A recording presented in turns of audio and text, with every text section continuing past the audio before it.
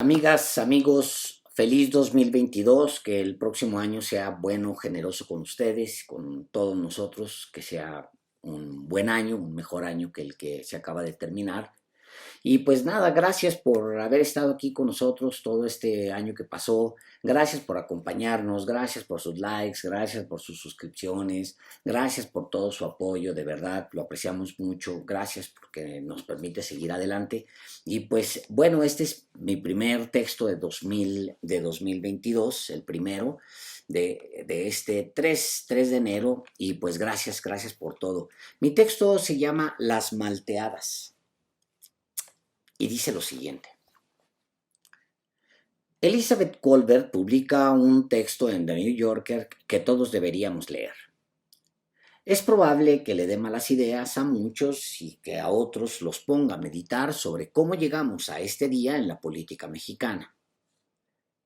No detallo obviedades porque son obviedades, usted las conoce, que la sociedad está dividida en dos bandos que parecen irreconciliables. E incluso la idea de que si nos unimos salimos adelante parece un sueño que tuvo Gandhi, si es que lo tuvo, hace 100 años y nadie supo.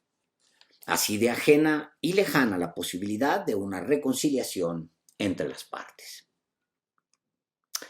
La autora de este texto analiza un experimento social con dos grupos de adolescentes que fueron enviados por separado a un campamento de verano en junio de 1954.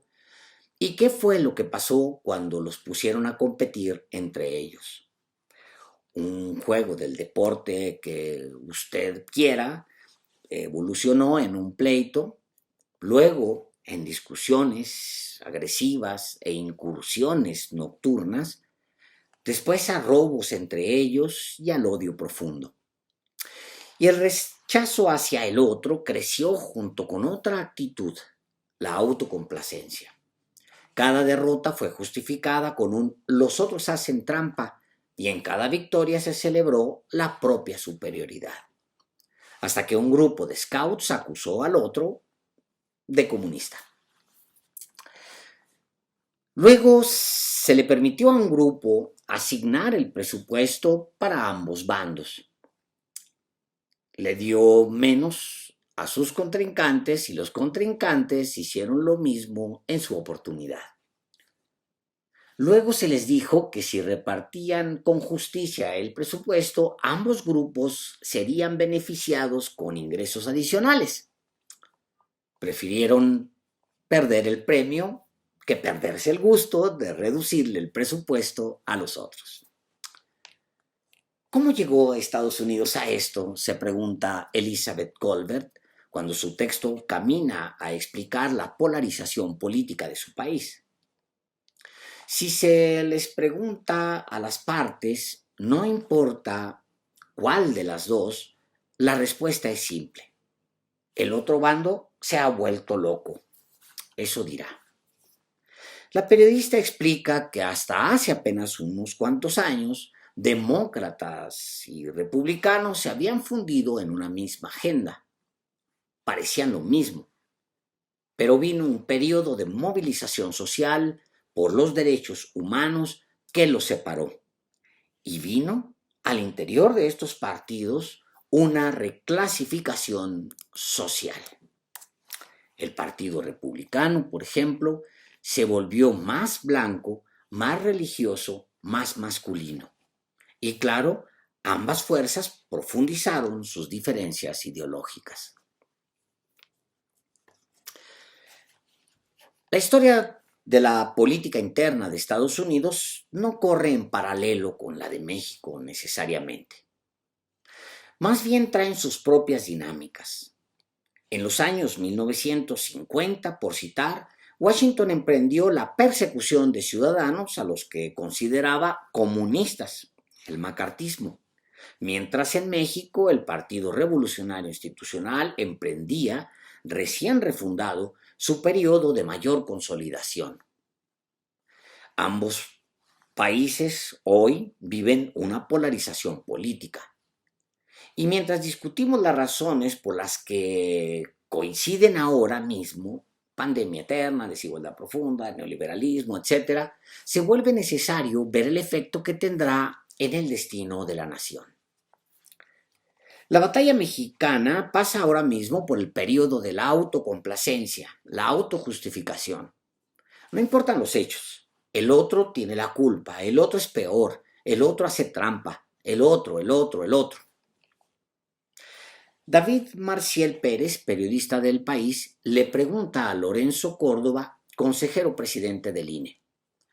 Ante unas instituciones tan jóvenes como las mexicanas, ¿existe riesgo de retroceso? Córdoba responde, los riesgos son altos. Este discurso de descalificación y de desinstitucionalización ha antecedido en el pasado a algunos de los peores experimentos autocráticos de la historia. No estoy diciendo que esto vaya a ocurrir en México, pero subrayo la similitud de este tipo de discursos, por ejemplo, con los que ocurría en los años 20 en Europa. Cierro cita. En Europa pasaban muchas cosas en los 1920, pero en Alemania se vivía, y quizás es a lo que se refiere Córdoba, el inicio de la República de Weimar, comprendido entre 1918 y 1933. Son años de gran inestabilidad, reverberación social, intentos de golpes militares de Estado. La intolerancia de los grupos derechistas, supremacistas, se apodera de la política y camina lo peor. Adolfo Hitler se consolida. Los nazis queman libros, encarcelan opositores, invaden países, matan a millones. La referencia histórica de Córdoba no viene de la nada. Javier Sicilia ya comparó a Andrés Manuel López Obrador con Adolfo Hitler. Denise Dresser denunció recientemente un golpe militar de Estado en México. Claudio X González y los partidos que acompañan su aventura política, PRD, PAN y PRI, llaman dictador al presidente. Este discurso disfruta el acompañamiento ideológico de grupos patronales que participan en frentes opositores y de élites intelectuales que fueron parte del régimen que terminó en 2018. A su vez, el presidente y sus aliados dicen que los grupos opositores reaccionan con enojo porque se le puso fin a una era de privilegios, de salarios y prestaciones vergonzosos de funcionarios, de grupos empresariales que no pagaban impuestos y disfrutaban concesiones del poder, de intelectuales comprados con contratos y de corrupción y más corrupción que profundizaron la desigualdad y la pobreza y mantuvieron sin voz a las mayorías. Córdoba contraataca que se vive un contexto inédito de hostigamiento, dice. Es nueva la estridencia, el tono. Nunca antes habíamos escuchado algo como lo que dijo el presidente de Morena, que el INE había que exterminarlo, o a un alto empresario muy cercano al gobierno amenazando con ir a los domicilios de los consejeros electorales. Lo liga inevitablemente al periodo previo al Holocausto, allá en Alemania. Y al mismo tiempo que se publicaba su entrevista, en las redes sociales circulaban imágenes de él manoteando, gesticulando en tono subido. Al consejero presidente se le acusa de ser uno más entre los opositores, que reacciona con enojo porque se le puso fin a una era de privilegios. Y por decisión propia, al pelear los salarios, Lorenzo Córdoba se puso como el ejemplo perfecto de lo que se acusa a las élites, de patalear para conservar privilegios, de ver a este gobierno como una amenaza para la democracia solo porque lo sacó de su cama de plumas. Elizabeth Kolbert cuenta que su abuelo, un refugiado de la Alemania nazi, era muy consciente de los peligros de pensar en nosotros contra ellos. Pero al llegar a Nueva York se polarizó. Citaba a Philipp Scheidemann, canciller de Alemania al final de la Primera Guerra Mundial, quien en 1919 renunció en protesta por el Tratado de Versalles. La mano que firmó el tratado, declaró Scheidemann, debería marchitarse. Y el abuelo de la periodista decía lo mismo. La mano que apoya a un republicano debería marchitarse. El experimento social con dos grupos de adolescentes sugiere algunas salidas para condiciones de polaridad de acuerdo con la periodista. Los investigadores, al ver la desastrosa relación entre ambos equipos, cambiaron la estrategia. Organizaron un desayuno en la misma mesa. Se pelearon, pero luego introdujeron situaciones de crisis, escasez de agua en el campamento de verano, la avería de un camión de suministros. Los muchachos se unieron y al final uno de los grupos ahorró $5 para regalarle malteadas al otro.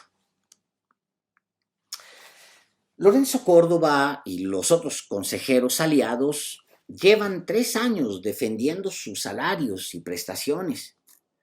Volvieron en esa lucha su lucha más simbólica por la independencia del INE, y de la independencia del INE, dijeron, depende la democracia mexicana. Esa línea de ideas quizás no es la que ellos esperaban, pero así se dio.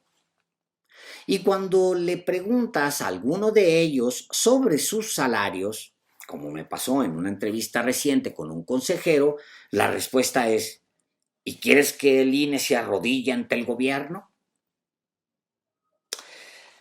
La lección dentro del texto publicado en The New Yorker es que en momentos de crisis los grupos se unieron. Pero para unirse tuvieron que identificar las situaciones de peligro, las situaciones de crisis. Para los adolescentes en el campamento de verano fue fácil identificar sus crisis porque fueron inducidas con ese propósito y todos las adoptaron como propias. El problema en México es que pocos, salvo una élite, identificará como propias las crisis, o la crisis en particular, de los salarios y las prestaciones de Lorenzo Córdoba y de los otros consejeros, como Ciro Murayama, que creen que es un pleito moral e incluso ético. Sugiero que, para empezar, el 55% o más que vive en la pobreza en México lo considerará una burla. Entonces es difícil que haya entendimiento. Entienden las crisis de manera muy distinta, cada uno de manera muy distinta. No veo a Lorenzo Córdoba o a cualquiera otro en la oposición ahorrando 5 pesos para comprarle una malteada a los simpatizantes del López Obradorismo. Y tampoco veo a ellos, a los López Obradoristas, aceptándola. Primero, porque ya no son los 5 pesos lo que quieren, sino que se vayan. Y segundo, porque argumentan que de malteadas ya estuvo bueno, que el tiempo de repartirlas para calmar la ira terminó hace tiempo y ellos no se han dado cuenta. Muchas gracias.